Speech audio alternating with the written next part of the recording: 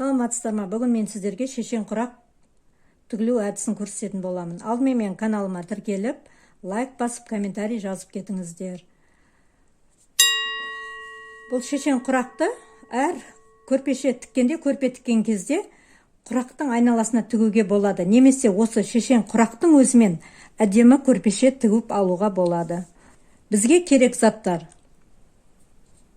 табандыққа ені 10 см, ұзындығы 20 см бөз алдым табандыққа, немесе шыт сатен ала бересіздер.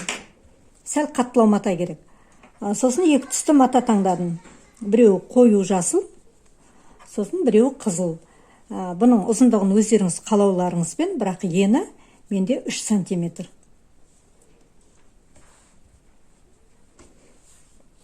Түгін жоғары қарап тұрған кезде бұлай тігілетін болады. Мінекей қараңыздар, түгі жоғары қарап тұр. Беткен кезде көтеріледі. Біріншісін осылай тігіп аламыз.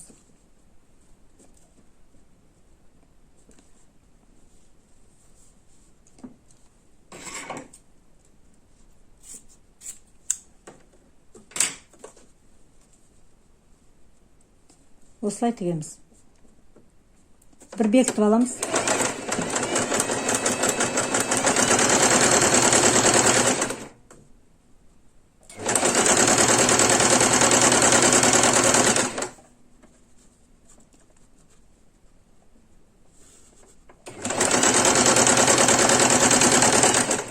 Артқа бір бекітіп аламыз. Бұл жерде екі шетін бірден бекітіп отырасыздар, жіптеріңіз шығып кетпес үшін. Алдыңғы видеоларда сіздерге тігіп көрсеткендей, инені басында бір матаға бір қойғаннан кейін аяғына дейін сол инені үзбестен тігіп шыққан болатынбыз. Бұл жерде ондай жасамайсыздар, өйткені бұл жерде әр екі шетін бекітіп отырасыздар инемен. Алды артқа бір жүріп отырасыздар. Енді қызыл.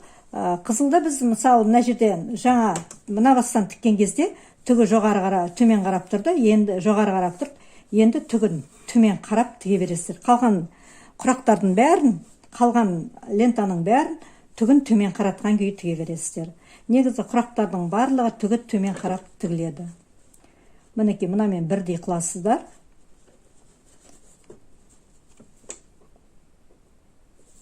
Астыңғы лентамен бірдей болып тұру керек.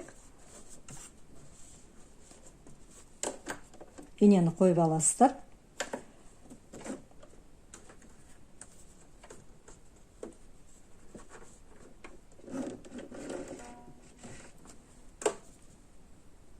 Мына жерде лентаның лапкының бойымен тігесіздер. Егер промышленный машиналар болса, ол кезде лапкының бойымен тігесіздер. Менде жаноми болғаннан кейін мына лапка менің тифоловый лапка, ені сәл жалпақтау. Сондықтан мен сәл мына жерден ішке қарай 1 мм-дей, кірі 1-2 мм-дей ішке қарай қоям лентаны. Мына жерде лакпен белгілеп алған жерім бар, соның тұсымен алып өтемін. Артқа бір бекітеміз. Енді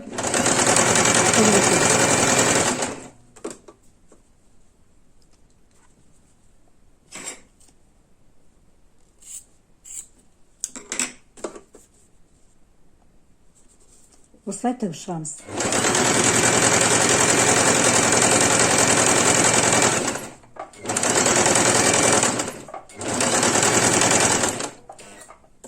Бір бекітеміз.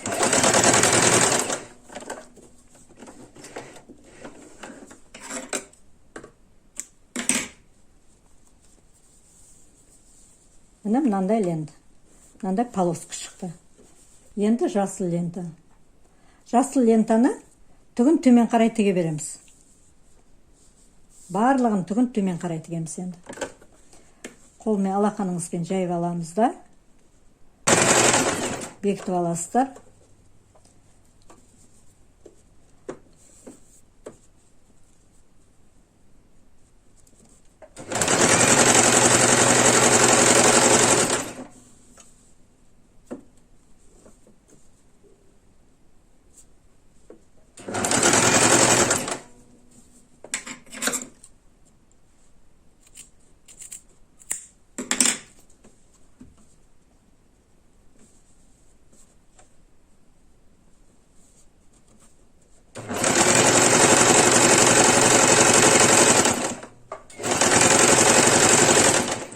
бір бекітіп аламыз.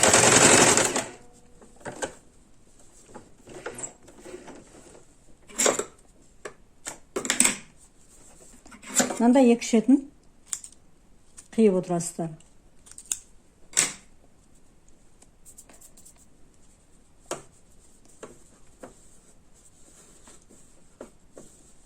Мына полоска шықты. Пагон. Бұны пагон деп жатады, шешен құрақ деп жатады. Мына бір артқа бекітеміз. Артқа бекітуді ұмытып кетпеңіздер. Әр тіккен сайын артқа бекітіп отырасыздар.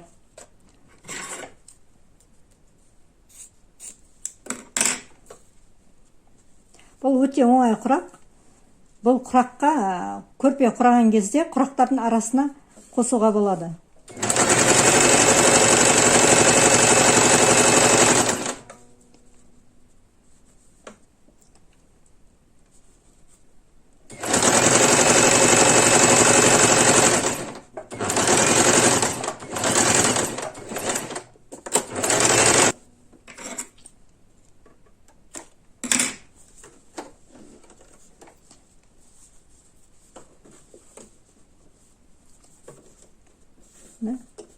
Төртінші полоска, енді бір жасылмен аяқтаймыз.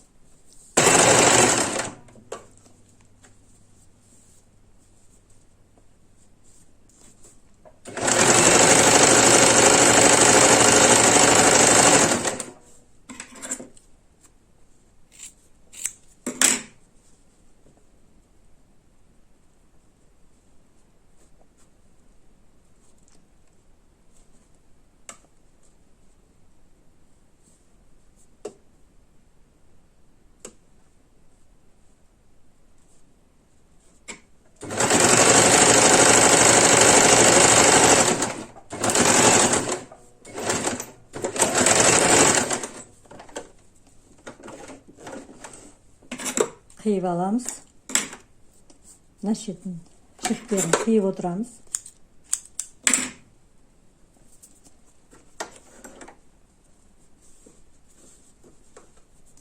Мынандай пагон құрақ шықты бізде. Енді шетін тігіп аламыз. Айналдырып шетін тігіп аламыз. Барлық құрақтарды шеттерін міндетті түрде тігіп отырасыздар.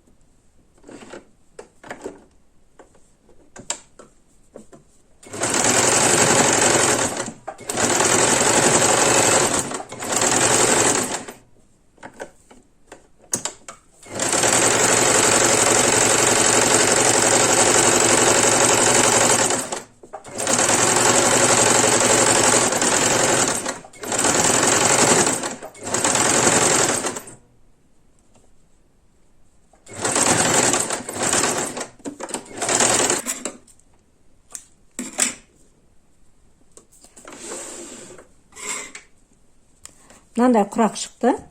Енді мына шетін айналасын қиып аламыз.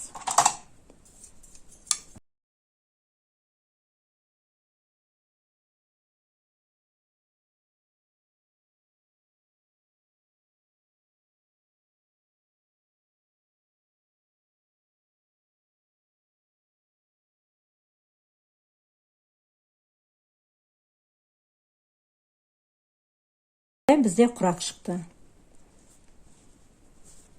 Астары мынандай болады. Бұл құрақты тырнақ құрақтан тігілген көрпелер болса, немесе ою құрақпен оюмен тігілген көрпелер болса, орталарына қойып шоуына болады. Әр түрлі пішінмен қоюға болады. Мынандай түстікті тігуге болады. Осындайдан құрақ шығаруға болады. Мынандай түспен де жасауға болады. Енді әр қайсыңыз өздеріңіз қалауларыңызбен тігесіздер. Видео ұнаса каналға тіркеліп, лайк басып, комментарий қалдырып кетіңіздер. Зейіндеріңіз ашылсын. Тыңдағандарыңызға рахмет. Сіздермен болған мен Серікгүл Медетбайқызы. Сау, саламат болыңыздар.